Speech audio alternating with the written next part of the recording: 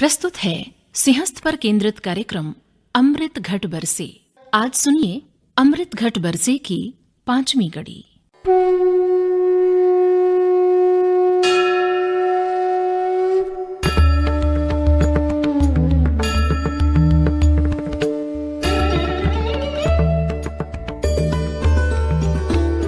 अमृत घट बरसे, अमृत घट बरसे, सिंहस्थ पर उज्जैनी में क्षिप्रासत बरसे, अमृत घट बरसे, अमृत घट बरसे, अमृत घट बरसे। नमस्कार। काल की भारतीय अवधारणा और काल गणना केंद्र के रूप में उज्जैनी के परिचय के बाद आज हम उज्जैनी के राजा महाकालेश्वर की पावन चर्चा करेंगे।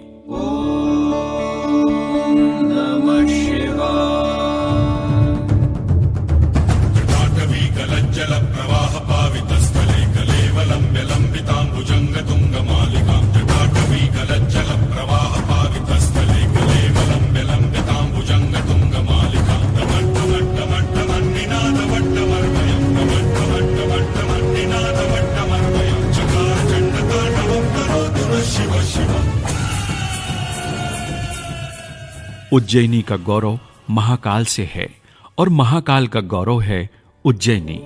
भगवान महाकालेश्वर लोक आस्था के आधार हैं। शिव के इस ज्योतिर्लिंग स्वरूप की महिमा का वर्णन लगभग सभी पुराणों में किया गया है।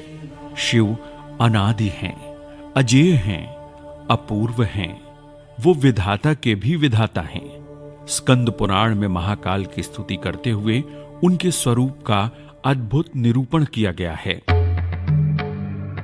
श्रेष्ठारोप्य प्रजानां प्रबल भवभयात् यन्नमस्यन्ति देवाः, यो ह्यव्यक्ते प्रविष्टः प्रविहितमनसां ध्यानयुक्तात्मनां च,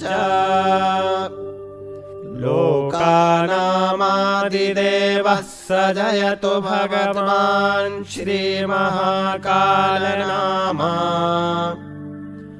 बिभ्राणः सोमलेखामहिमलययुतं व्यक्तलिङ्गं कपालम्। प्राचीन उज्जैनी नगरी काल गणना का केंद्र थी। प्रख्यात ज्योतिर्विद पंडित आनंद शंकर व्यास महाकाल को काल के अधिष्ठाता के रूप में देखते हुए इसे काल का सूचक बताते हैं।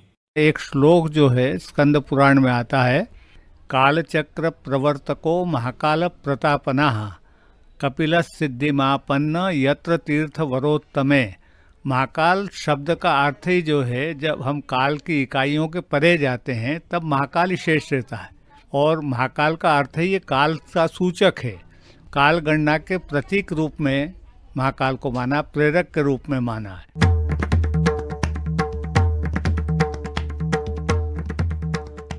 हमारी संस्कृति में ज्ञान को प्रतीकों में सहेजने की समृद्ध परंपरा रही है। महाकालेश्वर मंदिर इस परंपरा का एक गौरवशाली उदाहरण है। उज्जैन वो स्थान है जहां देशांतर रेखा कर्क रेखा को काटती है। तो ये बिंदु वास्तव में ऐसा माना जाता है कि संभवतः वो स्थान महाकाल मंदिर ही हो या महाकाल का शिवलिंग ही हो। कई स्थान इस तरह से इससे बनाए जाते थे कि पूजा के स्थान होने से उसको कोई नष्ट नहीं कर सकता था, तो हमेशा वो स्थायी रहे। तो इस वजह से शंकु के रूप में महाकाल यहाँ विराजमान है। हमारी ज्ञान परंपरा कहती है कि काल के मूल में क्रम है। यही क्रम समय को भूत, वर्तमान और भविष्य में बदलता है। समय से यदि कोई परे है तो वो महाकाल ही हैं। चिंतक और लोक संस्कृति मर्मज्ञ कपिल तिवारी। महाकाल गति में नहीं है, वे स्थिति में हैं, और इसीलिए काल की पूरी शक्ति क्षण के रूप में वहां है, जो समष्टि मूल, जो समग्र है। आने वाला समय मनुष्य की आशा है, गया हुआ समय मनुष्य की स्मृति है, और वर्तमान का जो समय है वो मनुष्य के होने की स्थिति है। इसमें मनुष्य यात्रा करता एक ऐसे क्षण को याद करना चाहता है जहां काल न जा रहा है न आ रहा है, होने में उस रूप में है जैसा हम जानते हैं, जो महाकाल रूप है। और महाकाल की नगरी है उज्जैनी।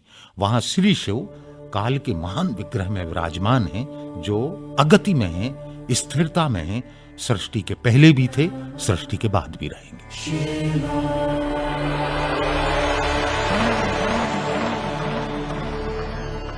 नित्य वर्तमान को ही ज्ञान परंपरा में तत् कहा गया।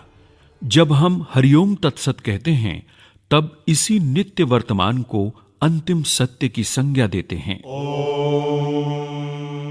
12 ज्योतिर्लिंगों में स्वयंभू दक्षिणमुखी ज्योतिर्लिंग महाकालेश्वर का प्रमुख स्थान है। ज्योतिषविद राजेश्वर शास्त्री मुसलगांवकर के अनुसार ज्योतिर्लिंग वे स्थान हैं जो पृथ्वी के गर्भ में छिपे रहस्यों को उद्घाटित करते हैं। यह 12 ज्योतिर्लिंग हमारे ऊर्जा के स्थान हैं, नहीं तो इनको शिवलिंग कहा जाता।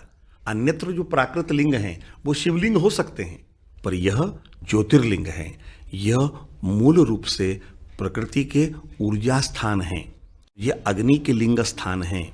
और लिंग का मतलब होता है लीनम अर्थम गमयति इति लिंगम। जो छुपे हुए तथ्य को प्रकाशित करता है, हम उसको लिंग कहते हैं। इस अपरा प्रकृति ने परम ब्रह्म शिव की योगिनी अवस्था से जन्म लिया था और एक दिन संपूर्ण ब्रह्मांड को इसी में लीन हो जाना है। लेखक एवं चिंतक संगीत वर्मा। जब ये सारी सृष्टि हम कहते हैं सिमट करके एक बिंदु में जाएगी, तो वो बिंदु कहाँ जाएगा? वो बिंदु उस परम चैतन्य में जाएगा जो सदा से था, जो सदा से है और जो सदा रहेगा, क्योंकि वो काल से परे है, जो कभी व्यतीत नहीं होता। वो परम चैतन्य जो उस चिदाकाश में है, जहाँ काल भूत वर्तमान और भविष्य की तरह नहीं, नित्य वर्तमान की तरह है, वही महाकाल, महाशिव, महारुद्र उज्जैन में विराजते हैं, वही शिव है।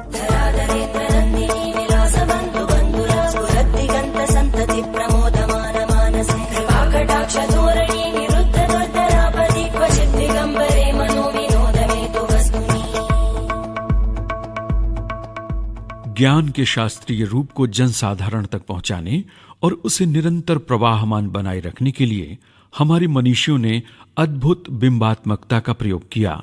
शिव के हाथ में त्रिशूल है। त्रिशूल कैसा है कि जिसके कि 2 फल जो हैं, जिसके 2 शूल सर्प आकृति के हैं। एक जाती हुई काल की गति है, एक भविष्य का सर्पाकार यानी आते हुए काल की गति है। लेकिन भूत और भविष्य की इन 2 सर्पाकार गतियों के बीच में एक सीधा और तीखा नित्य वर्तमान का पल है।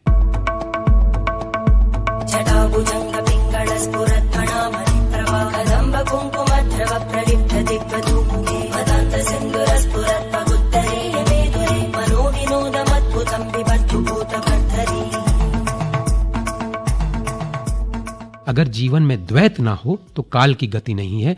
उसी द्वैत का समायोजन डमरू के रूपक में किया गया है।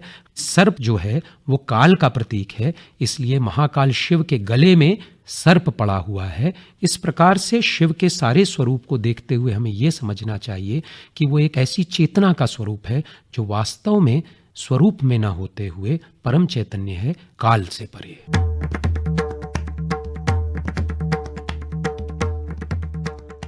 काल के अधिष्ठाता भगवान महाकालेश्वर लोक आस्था के आधार हैं। त्रिदेवों में शिव का स्थान महत्वपूर्ण है। सहज, सुलभ, आशुतोष और कृपालु आदि विशेषण जन सामान्य के मन में शिव के प्रति श्रद्धा भाव को सघन करते हैं। चिंतक और प्राचार्य शिवचरण चौरसिया। महाकाल में 2 शब्द मिले हुए हैं, महा और काल। महा का अर्थ बहुत बड़ा, काल का अर्थ मृत्यु, अर्थात जो शिव है वो मृत्यु से भी बड़ा, मृत्यु का देवता है। दूसरा अर्थ है महा यानी बड़ा, काल यानी समय, अर्थात शिव समय से भी परे है, महाकाल है। और शिव अर्थात हमारे 3 प्रमुख देवताओं में से एक, ब्रह्मा, विष्णु, महेश। ब्रह्मा का काम है सृष्टि की संरचना करना, विष्णु का काम है उसका पालन पोषण करना, उसकी अभिवृद्धि करना, और शिव का काम है उनका संहार करना। संहार इसलिए कि जीर्ण जाए और नवीन का आगमन हो।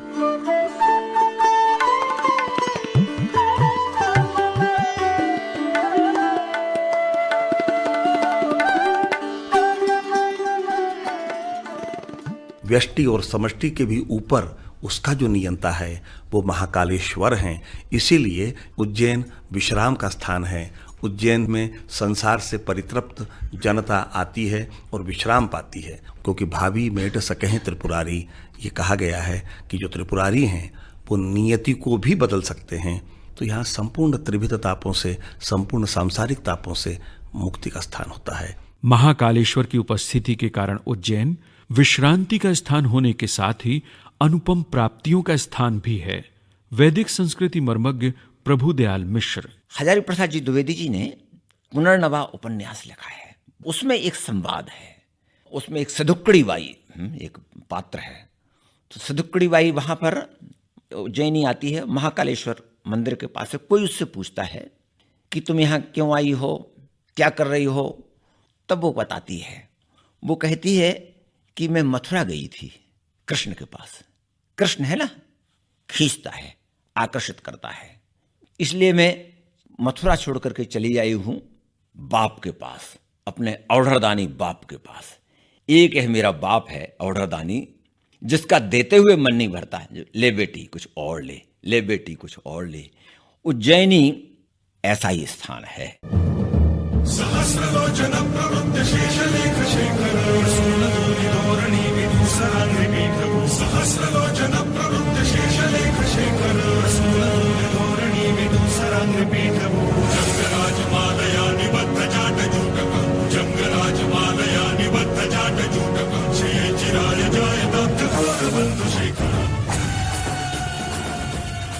जिन शिव की सघन वन रूपी जटा से प्रवाहित हो गंगा की धाराएं उनके कंठ को प्रक्षालित करती हैं, जिनके गले में सर्प मालाएं लटकती हैं, और जो शिव डम डम डमरू बजाकर तांडव करते हैं, वे शिव समूची मानवता का कल्याण करें।